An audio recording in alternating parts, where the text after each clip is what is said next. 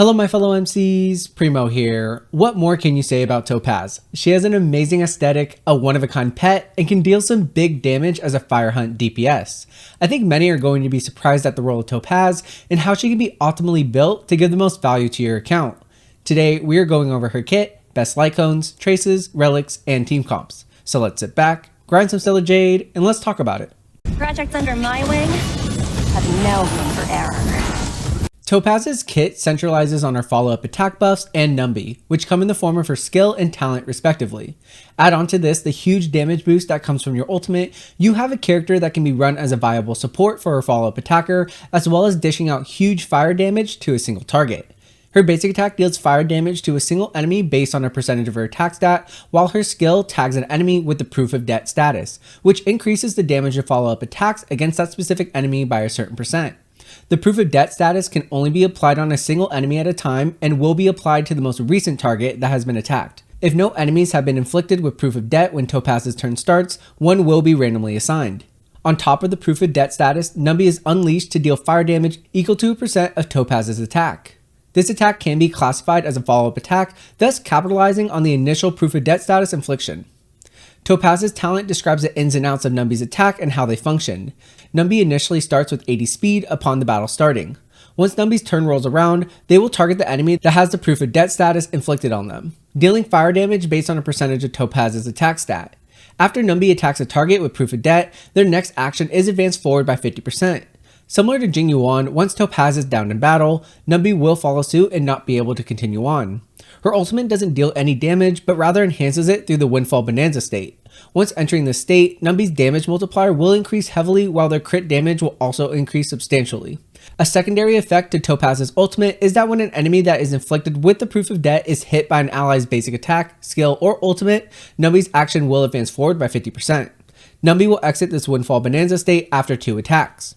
And finally, her technique is one of the cooler and most valuable in the game, as you are able to earn excess credits, cosmic fragments, or even a curio when engaging with an enemy. The in-battle effects of her technique are that Topaz will gain a certain amount of energy after Numby's first attack, but the more interesting part of her technique lies in what users gain post-battle. For overworld purposes, users can earn up to 10,000 bonus credits from using her technique per day. If you were to use her technique in Simulated Universe, players will have the ability to gain extra cosmic fragments or even obtain one random curio, albeit a small chance. Overall, her kit is interesting and very unique, especially when comparing her to other hunt characters like Yanqing, Dan Heng, and Su Sheng. Her kit heavily favors single target follow-up damage, which is a nice surprise and I think can work very well in game. Projects under my wing have no room for error. As we could have guessed, Topaz's best Lightcone will be her signature, Worrisome Blissful, which increases the user's crit rate and follow-up damage by a substantial amount. Once the wearer uses a follow-up attack, they will apply the tame state on the target, which can be stacked up to 2 times. Once enemies are hit when being affected by the tame state, this will increase the crit damage being dealt to the enemy by a certain percentage. This Lightcone definitely gives me Before Dawn vibes in terms of coverage over a multitude of stats that are being enhanced, albeit still not as good. On top of that, this Lightcone is pretty niche as it is centralized on follow-up attack damage, but a unit like Yanqing could potentially use this since this kit has some follow-up attack capabilities. But for Topaz, this is her best option by far in comparison to what other Lightcones can be equipped. As crazy as this is to say, I wouldn't recommend any of the signature 5-star Lightcones from Seal or Yanqing. Both have decent stat sticks for crit rate and crit damage respectively, but both Lightcones have passives that enhance their basic attack or skill, which doesn't synergize well with Topaz's kit since her skill isn't classified as skill damage but follow-up attack damage. Unless you are fine with just utilizing the stat sticks that the Lightcones present, I would personally recommend passing on these Lightcones and consider utilizing the following Lightcones. Some of my favorite 4-star and F2P Lightcones for Topaz are Cruising in the Stellar Sea, Swordplay, and Only Silence Remains. Cruising in the Stellar Sea is my top choice for Topaz if you are F2P, as it provides a 16% crit rate boost when an enemy is at 50% or less HP, or 8% if not, while also giving an attack boost of 20% for 2 turns after defeating an enemy. Since the Lightcone can be obtained from Herta's shop, it is also easily superimposable through the use of Herta's bonds. Swordsplay is a very solid option, especially in scenarios where you are targeting a single boss. Since Topaz wants to implement her proof of debt on a single enemy to capitalize on the follow-up attack damage percent boost, Swordsplay can build off of that need and help enhance their damage even further. Swordsplay will increase the damage dealt to a single enemy by 8%, stacking up to 5 times when the same target is continuously tacked. This will reset once the user changes targets. Finally, only silence remains as a fine option, but I would say is 4th on my recommended list after the other 3 I previously mentioned. This Lightcone gives the user an attack percent boost, and if there are 2 or fewer enemies on the field, this will also increase the wearer's crit rate. In summary, she has some decent options for Lightcones, especially those of the F2P and 4-star variety. However, I do have to say that she is somewhat limited in her choices since her skill is classified as follow-up attack damage and not skill damage. Projects under my wing have no room for error. Topaz's trace priority should be as follows. First is her skill, second is her talent, third is her ultimate, and last would be her basic attack. Honestly, you can make the case that her talent is higher priority than that of her skill and vice versa. In reality, at least in my opinion, they are both vital to the efficiency and damage output of Topaz and should be upgraded as such. Her ultimate, although very important in terms of damage output for Topaz, is slightly lower than her skill and talent, but to be completely honest, all 3 at the end of the day need to be upgraded to their highest level possible. Her basic attack is very interesting because although 4th in priority, it should still be a trace that is upgraded due to her Ascension 2 bonus trace Overdraft. This trace unlocks the potential of her basic attack by classifying it as a follow-up attack, thus synergizing with the damage enhancing boost of her Proof of Debt. I still feel it should be 4th in priority based on the scaling of that attack, but just like Honkai, all of her traces should be leveled up as much as possible. Many of her bonus traces focus on elemental damage boost as well as crit rate, which can lead for some to consider using a crit damage body piece in response. We already talked about her Ascension 2 trace Overdraft and how vital that is for her kit, but another bonus trace I quickly wanted to highlight is her Ascension 6 trace Stonks Market. This will help Topaz quickly get her ultimate up and thus be in the Windfall Bonanza state more consistently by regenerating 10 energy for every attack Numby does in the state. This is very important for Topaz as she can increase the uptime on her damage and crit damage boost, thus potentially changing the substats you will be aiming for when rolling for relics. Projects under my wing have no room for error. Topaz follows in line with other DPS units that want to utilize a 2-piece combo instead of a 4-piece set, since the 4-piece set bonus won't synergize with their kit. The 4-piece Firesmith and Lava Forging won't work with Topaz because, as we mentioned earlier, his skill is not classified as skill damage but as follow-up attack damage. So going with the 2-piece Firesmith for the 10% fire damage increase, as well as the 2-piece Musketeer or 2-piece MTH would be your best option for now. However, now this is a disclaimer, I may have dreamt about a potential new relic set in the future that pertains to enhancing follow-up attack damage, but I mean, what do I know? For main stats on the chest piece and boots, she will definitely be looking for speed boots here as a standard for many if not all DPS characters in Honkai Star Rail, while for the chest piece I would recommend crit rate. Unless you can get some insane crit rate rolls from substats to be able to balance out her crit ratio, my personal recommendation being 50 to 70%, the crit rate body piece is the way to go to be able to guarantee Topaz can obtain the 2-piece set bonus for the Salsodo set.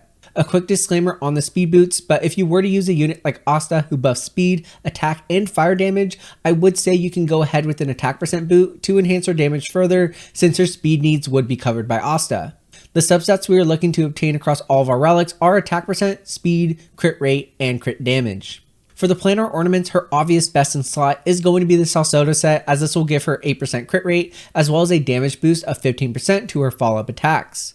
A secondary option would be the Space Sealing Station for the attack boost, but I would only use this temporarily till you get a decent Salsodo piece. For the Sphere and Link Rope, we are focusing on obtaining fire damage boost and attack percent respectively.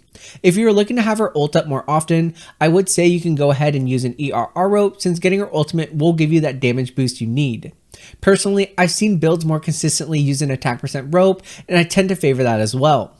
The planar sphere is a little bit more simplistic in that her best in slot is fire damage, but if you were to obtain attack percent spear with insane substats, you could potentially use that in the meantime. Projects under my wing have no room for error. For ideal team comps for Topaz, she can be run as either a main DPS or a sub DPS with another follow-up attacker to maximize her skill buffs.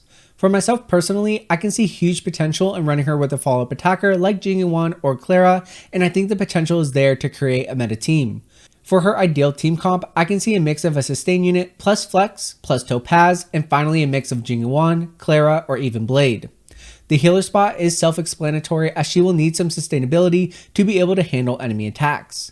Since this team comp is generally skill point negative with Jingyuan and Clara needing to utilize their skill on top of Topaz, I would recommend utilizing a skill point positive sustain unit like Fushan, Locha, or Lynx. Lynx would be the ideal 4-star healer in this team comp since she can use her skill to gear more attacks towards Clara since she is a destruction unit and can trigger her follow-up attacks more often. The flex spot can be a number of different units, but my favorites are Asta, Pila, Silverwolf, and Bronya. Now Pila is maybe the best option since she can be a skill point positive unit while also providing some defense shred on enemies, giving a buff to both DPS units. Silverwolf is another defense shredder that can be used here, especially for enemies where you need to implant a fire or electric weakness. She is generally heralded as a top if not the best support in the game. Bronya, although very skill point negative, has her obvious buffs that can provide huge damage for the likes of any DPS. Users do have to make sure they are navigating their skill points efficiently and may have to utilize Topaz's Ascension 2 basic attack to supplement skill points to Clara or Jing Yuan. Now the team comp does change a little bit when running her as the main DPS, but not by much. Essentially, you are dropping a DPS character, sliding Topaz into the main damage dealer spot, and implementing a second flex spot, with the top choice being Bronya. Since you are freeing up skill points from the second DPS, adding in a skill point hungry support like Bronya can be efficient here. Another unit I wanted to point out that can be added into the array of flex units is Ting Yun. The reason why she wasn't recommended in the initial sub DPS team comp is because she would only buff one of the DPS units on your team, while units like Pila and Asta could buff both units with their defense shred and attack buff respectively. Finally, an F2P team comp that is actually quite good would consist of Natasha or Fire MC, Asta, Pila, or Yukong, and Topaz. Yukong was a free unit that was handed out in version 1.2, and she can buff allies' attack with her skill, and crit rate and crit damage with her ultimate. Users do have to make sure that she is speed manip to go ahead of Topaz, but that is generally the case for all supports. Pila is actually a free unit that you can obtain in version 1.4 with the Ethereum Wars event. If you are unsure of who to claim for this limited time event, my obvious recommendation would have to be Pila, regardless if you were going to pull for Topaz. Overall, she has some very solid team comps that I think you can capitalize, whether in a sub DPS or a main DPS role. Seeing as she is F2P friendly as well, with one of her better supports being Asta, and all players will have the opportunity to produce big damage with the debt handler of the IPC. Projects under my wing have no room for error. And with that, this will end my full build and guide video on Topaz. If you like the content, please like and subscribe. After diving deep into her kit, I do have to say she would be an amazing unit for any account, regardless if you have a premium follow-up attacker like Jing Yuan or Clara. Let me know in the comments below if you plan on pulling for her and how you think you will end up building her. But thank you guys so much for watching, and I'll see you in the next video.